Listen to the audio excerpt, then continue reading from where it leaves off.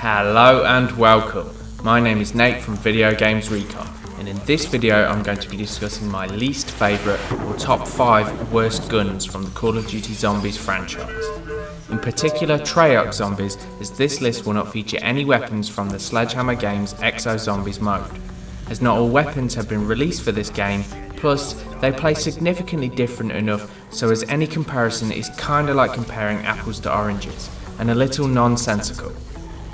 Some of the footage in the background will feature a pack-a-punched variant and some won't, mainly because one of the weapons can't be pack-a-punched at all. So I can't exactly show footage that doesn't exist.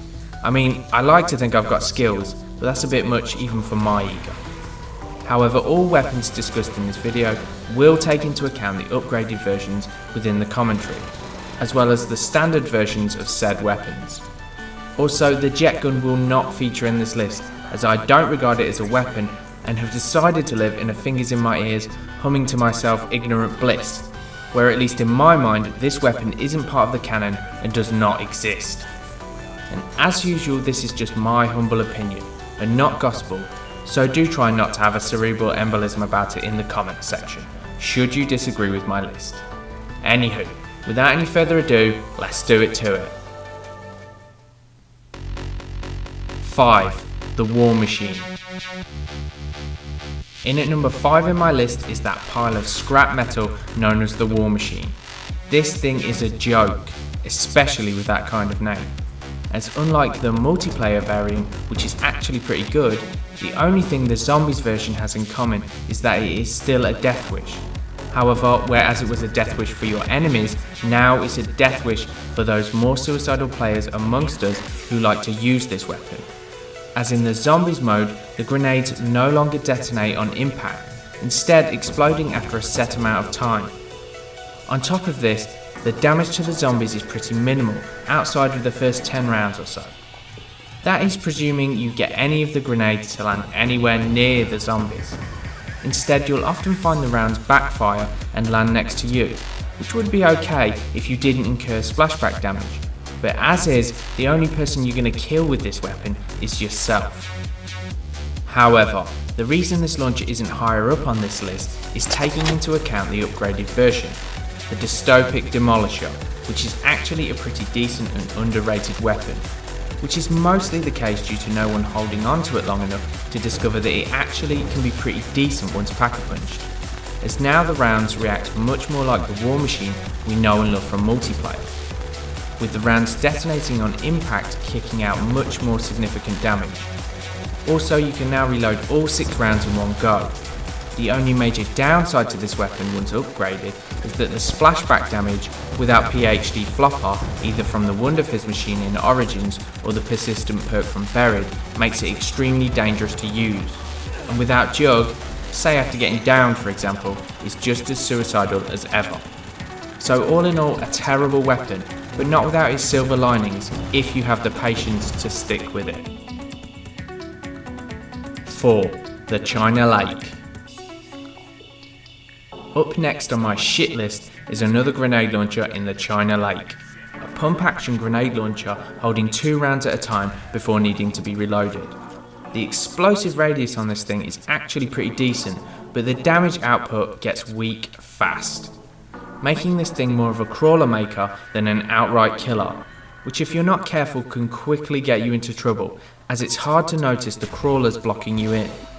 On top of which, the splashback damage on this thing is ridiculous and incredibly disorientating, making it even harder to see where you're going and where all the crawlers are.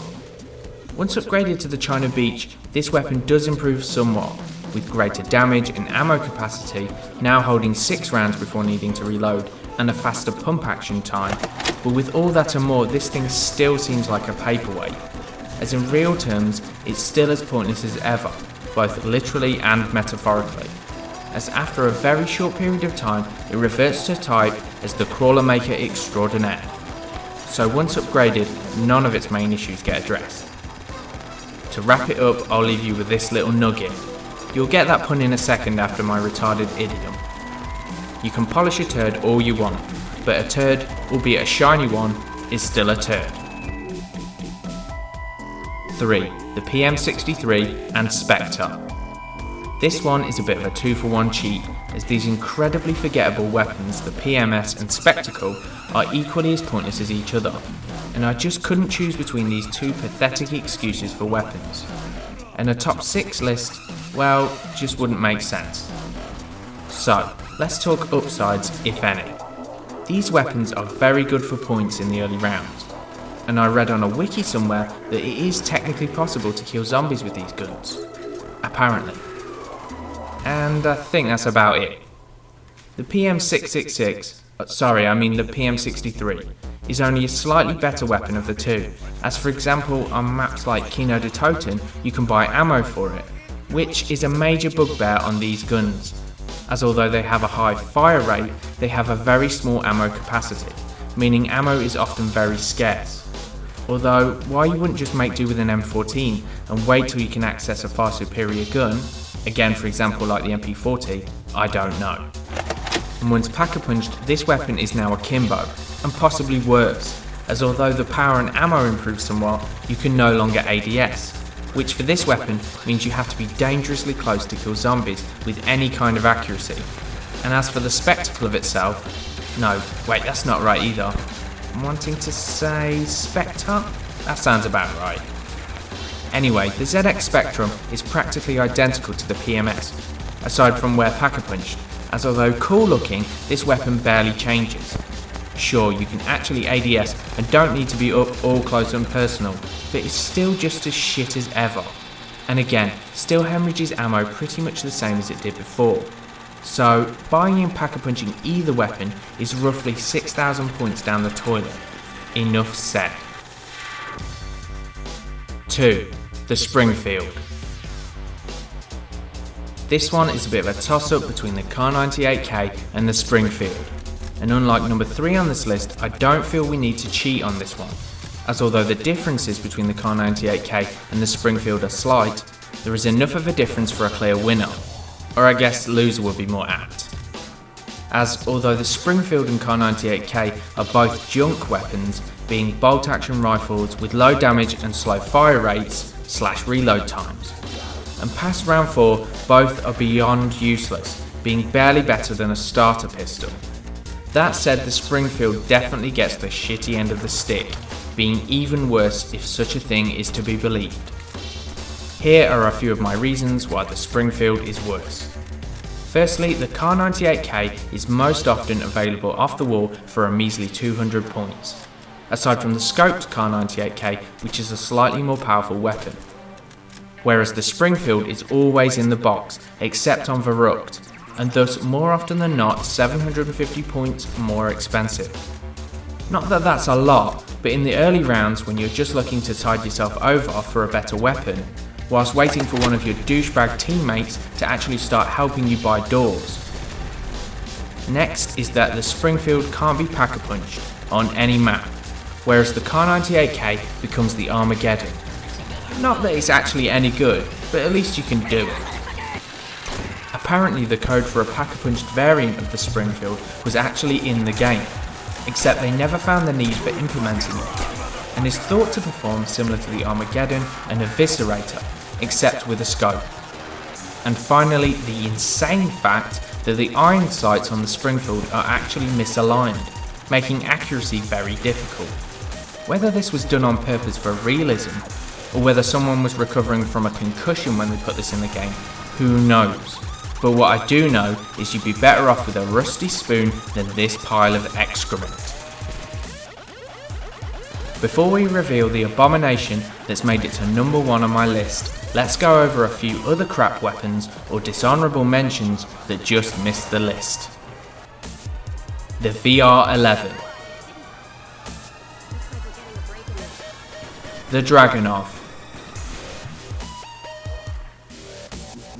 The Cap 40. And the Balista.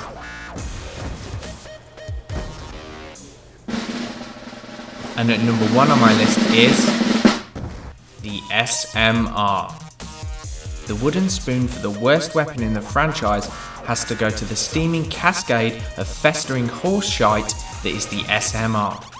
This weapon is nothing but an absolute troll, right? How could anybody knowingly put this in the game if not to fuck with people?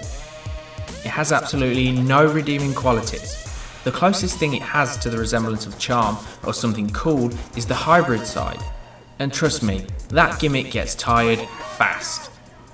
Aside from that, it's an incredibly weak semi-automatic rifle that is underwhelming in all respects, and essentially a poor man's M14, which is saying something, as this gun is almost always a beginning room wall gun. The only thing it has over an M14 is its ammo capacity in terms of magazine size.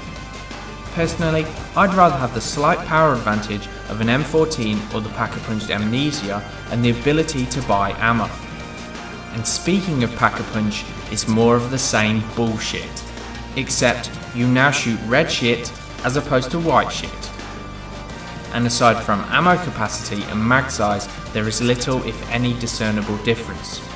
Sure, there's a small power boost gain going from a Fisher-Price toy to a BB gun, but the difference is negligible at best. The only weapons that could be less useless out of the box are the War Machine and possibly the Balista gun, depending on what round you're on. That said, both become very capable and or useful weapons once Pack-a-Punched, as the Kraus Refibrillator can now revive downed allies from a distance, and the Dystopic Demolisher is pretty decent as previously discussed. Due to all these reasons and more, the SMR should be avoided like the plague, and exchanged for pretty much anything ASAP. Sure, you might get away with using one early doors, but even the Pack-a-Punch SMR is junk in the low rounds, and past rounds in the mid-20s, it will pretty much take an entire magazine just to kill 1 or 2 zombies. So, to summarise, the SMR, no. Just no, bad monkey. So, that was my top 5 worst zombie weapons. What weapons are on your shit list? Feel free to hit me up in the comments with your thoughts. Anywho, that just leaves me to say, if you enjoyed this video, please help support us by liking, commenting, sharing, favouriting and subbing for more BS of a similar nature. Thank you, and goodbye.